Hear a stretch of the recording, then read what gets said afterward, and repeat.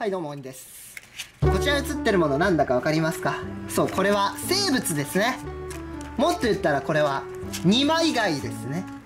もっと言ったらこれはアサリですね。ちなみにアサリって皆さん何かわかりますか？ほら、犬はイヌ科ですよね。アサリはね、マルスダレガイ科です。マルスダレガイ科というグループに属しています。まあそんな話はどうでもいいんですけど、これね、近所のスーパーで買ってきました。熊本県産のアサリです。私ね、結構二枚貝好きなんですよ。二枚貝ってめちゃくちゃ美味しくないですか？めっちゃいい出汁が出るんですよね。二枚貝結構好きなんですけれども、私がね、ペット兼非常食として飼ってるエビちゃんも二枚貝大好きなんですよ。どうも美味しいらしくてね。それでね、私の餌兼ペットの餌としてアサリ買ってきたんです。アサリ美味しそうですよね。ほら見てください。これプリップリですよね。プリップリ。ちなみに皆さん、アサリの前後ろ分かりますか？アサリの前はね、こっちの面が前で、こっちの面が後ろですね。で、こっちが下の面で、こっちが上の面です。で、こっちが右で、こっちが左ですね。覚えておいてください。これは透明な砂です。ほら。透明な砂粒なんですよね。いや、砂といったらちょっと語弊がありますね。これはね、ポリマーなんですよ。吸水性ポリマー。これは水を吸収して膨張する性質を持ったポリマーです。砂って岩石が砕けて細かくなったものですからね。つまり鉱物なんですよね。無機物なんですけれども、この透明な砂はね、これ有機物なんですよね。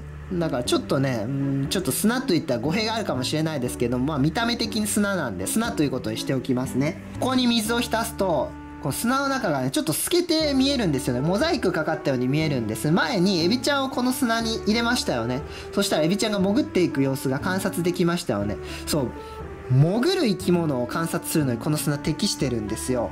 アサリも潜るんですよ。砂とか泥の中に潜って生活してますので、この透明な砂の中に潜らせたら面白いんじゃないかなって思ってね、今日はこの大量のアサリを透明な砂に入れてみたいと思います。それではちょっと乗せていきましょう。はいはい。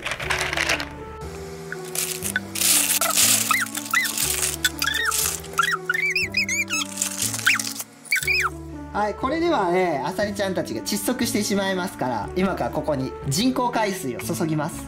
人工海水入ります。はい、わっしょいわっしょいわっしょいわっしょいわっしょい。はい、出てきますね。入りますよ、人工海水。はい、わっしょいわっしょいわっしょいわっしょいわっしょい。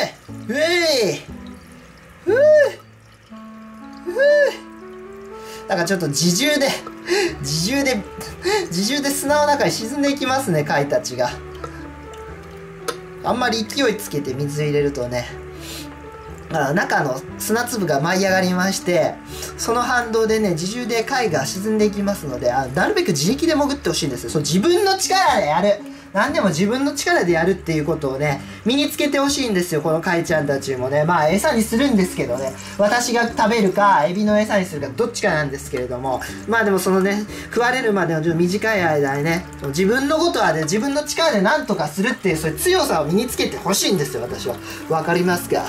よしよしよし。オッケー。よし、もういいかな。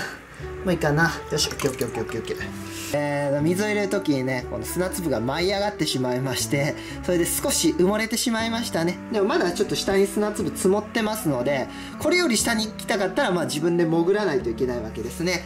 さあ、アサリちゃんたちは一体砂の中でどのような体勢でいるのか。この透明な砂の中では、その姿が丸見えになりますから、このまましばらくアサリちゃんたちを置いて観察しましょう。お、早速足を出してる子がいますけども、カメラ回したら引っ込めましたね。撮られたくないのかな？撮られるの恥ずかしいんでちょか？アサリの動きは非常に緩慢なので、長時間観察した方が多分面白いんですよね。ですから水槽の前にこのように監視カメラをセットいたしまして、今から録画しますね。はい、録画開始しました。カメラを長回しにして観察してみましょう。ずっとここにね、かかりっきりで見てられないんでね。見てください。足を出してますよ、あの子。潜りたいのかな？潜りたいんでちゅか？あとはこの監視カメラに任せましょう。私は高橋さんの世話しないといけないんでね。高橋！少しずつ沈んでいきますね。やっぱ足を出してる子もいますよね。ほら、ほらほらほら、足を出して潜っていってますね。えらいえらいえらい。で、水管を伸ばそうとしてますけども、粒が大きくてね、なかなか表面まで到達しにくいようですね。あ、でも表面に到達しそうだな。しとるね。しとるしとるしとる。奥の方でもなんか徐々に水管を伸ばしてきてますね。こうやってして水管を砂の表面まで伸ばして、それでね、潜ったまま水を吸えるようになってるんですよね、アサリちゃんは。すごいすごい。みんなスイカ出してきた。伸ばしてきたね。お水を一生懸命吸っております。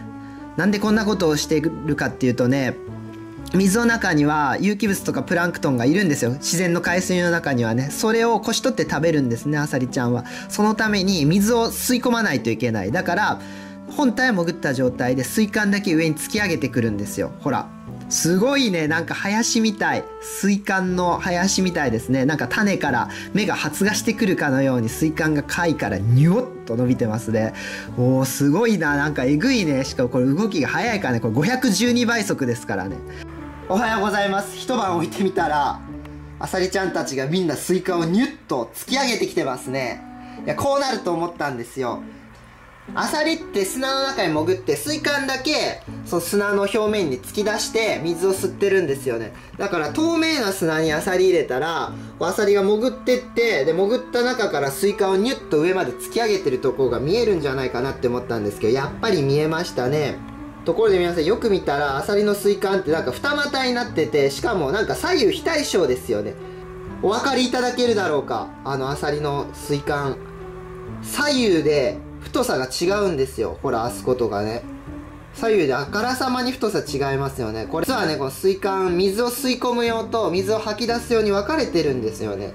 口が広い方が水を吸い込む方で、口が狭い方が水を吐き出す方ですね。いかがでしたか？まるで地中に埋めた植物の種から芽がニョキニョキと生えてくるようでしたよね。砂の中のアサリを透視するとこのようになってるんですね。なんかアートみたいですよね。ほら。透明な砂を使ってね、こういうアートみたいなことできるかなって思ってね。ほら。ほら、見てください。こう透明な砂からニョキニョキと生えてくる水管。これアートですよね。これが皆さん現代アートですよ。どうですか？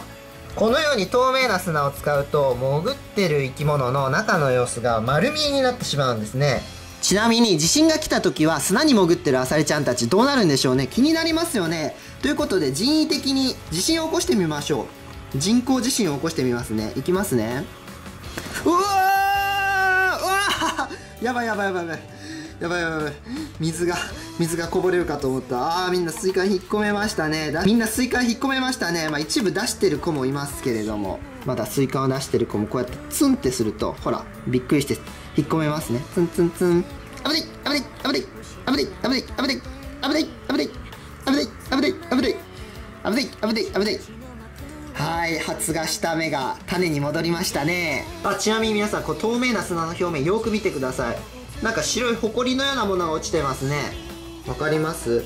なんかところどころ白いホコリのようなものが表面に落ちてるんですけれども、これはアサリちゃんのうんちですね。厳密にはうんちと異物を固めて排出したものなんですけれどもね、アサリちゃんのうんちですね。うんちが降り積もってますね。アサリは水中に浮遊している有機物とか植物プランクトンを水ごと吸い込んで、それでこし取って食べてるんですよ。ですからアサリは潜っていても水が吸えるように水管だけニューッと伸ばして砂の表面まで持っていくんですよね。このように当チャンネルでは新しい芸術を生み出す試みもしております。興味がある方はぜひチャンネル登録をよろしくお願いします。それではご視聴ありがとうございました。バイバーイ。